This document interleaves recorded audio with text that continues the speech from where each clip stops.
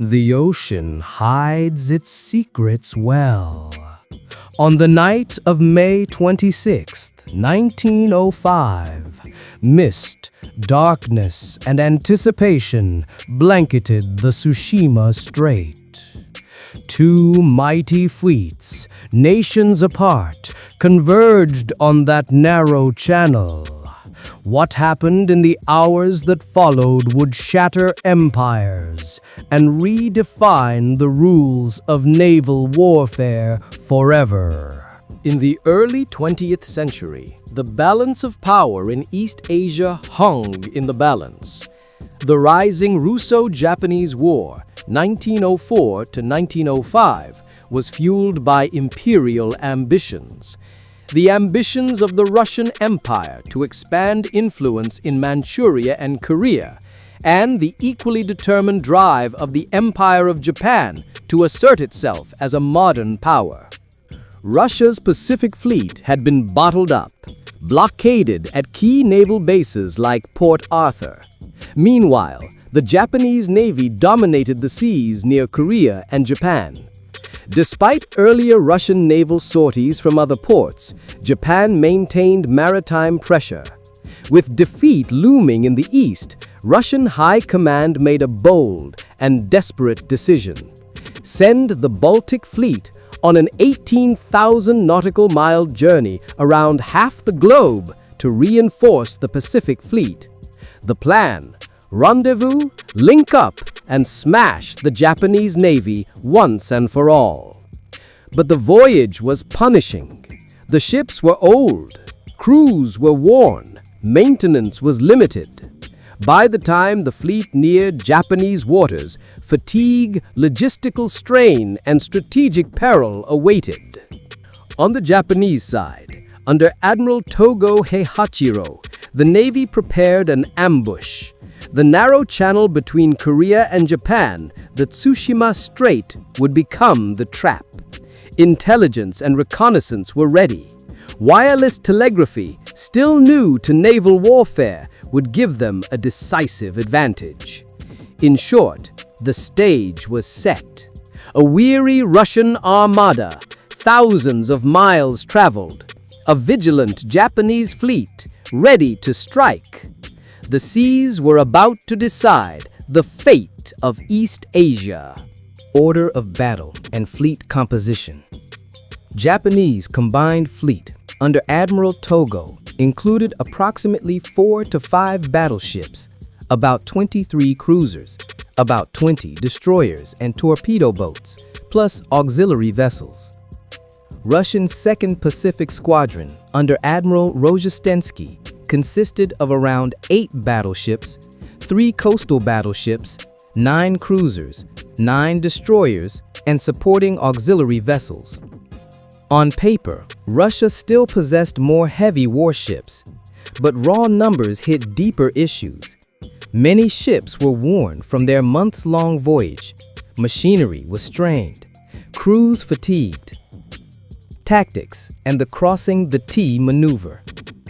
The Japanese exploited geography and classical naval tactics. By crossing the Russian column, they maximized the firepower of their broadside guns while limiting the Russians to weaker forward fire. In a narrow strait, older, slower Russian battleships became sitting ducks for nimble Japanese cruisers and battleships. Technology and novel factors, wireless telegraphy or radio. The battle marked the first decisive naval engagement where wireless telegraphy played a critical, influential role. Japanese lookouts and cruisers transmitted real-time information about Russian positions to the fleet command, effectively giving Japan superior situational awareness over long distances, a major force multiplier against the lumbering Russian armada. Why Japanese ships prevailed despite Russian heavier fleet. Better maintained ships and machinery, superior crew training, readiness, morale, tactical advantage in maneuver and positioning, efficient use of reconnaissance and communications, radios, geography, narrow straits favorable to Japanese formations. The climax came in the early hours and next day, as Japanese ships closed in and unleashed concentrated broadsides. The Russian battleship line, once proud and orderly, began to disintegrate. One by one, heavy Russian ships sank or were disabled. The turning point? When the Japanese closed distance, cutting through fog and catching the Russian fleet in crossfire, making escape impossible. By dawn, 28 May, with Russian flagship and heavy units destroyed or crippled, surrender became the only realistic option. The last remnant of the Baltic fleet, after sailing half the world, was lost. The magnitude of destruction stunned naval observers. Over 5,000 Russian sailors perished. Approximately 6,000 more were captured. Practically the entire Russian fleet was sunk or interned. Japanese losses were minimal. Their heavy ships remained intact. Casualties numbered in the low hundreds. 3 torpedo boats lost, 117 dead, 583 wounded.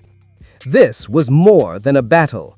It was a crushing blow, a break in history. The defeat forced the Russian Empire to sue for peace. Within months, the war ended with the Treaty of Portsmouth, September 1905, marking a geopolitical shift in East Asia. Russia's ambitions in Manchuria and Korea were halted. Japan emerged not merely victorious, but as the first modern Asian power to defeat a European great power in a major war. The Battle of Tsushima is widely regarded as the last truly decisive battle between fleets of pre-dreadnought steel battleships. In naval doctrine and history, it stands alongside the likes of Battle of Trafalgar as one of the great pivot points. Moreover, and perhaps most importantly, the battle demonstrated that mastery of communication, wireless telegraphy, intelligence, speed, maneuver, and crew quality could outweigh mere numbers or tonnage. It foreshadowed the future of naval warfare, where technological edge, information, and tactics would outclass brute force. In Japan, Admiral Togo Heihachiro was hailed as a national hero. His flagship, Mikasa, survives to this day as a museum ship, a silent monument to that dramatic victory. Globally, naval designers and theorists took note. The era of old-style battleship duels was ending. The age of modern naval strategy, involving speed, communication, and combined arms, had begun. The sea does not forgive. On those cold straits in May 1905, the waves claimed more than just ships. They claimed the future of one empire's maritime ambitions. And they crowned a new power, a nation rising from isolation to command the sea. The Battle of Tsushima was not just a clash of steel and gunpowder. It was a harbinger. It showed the world that a modern navy, well-led, communicative, disciplined, could shatter the mightiest fleets.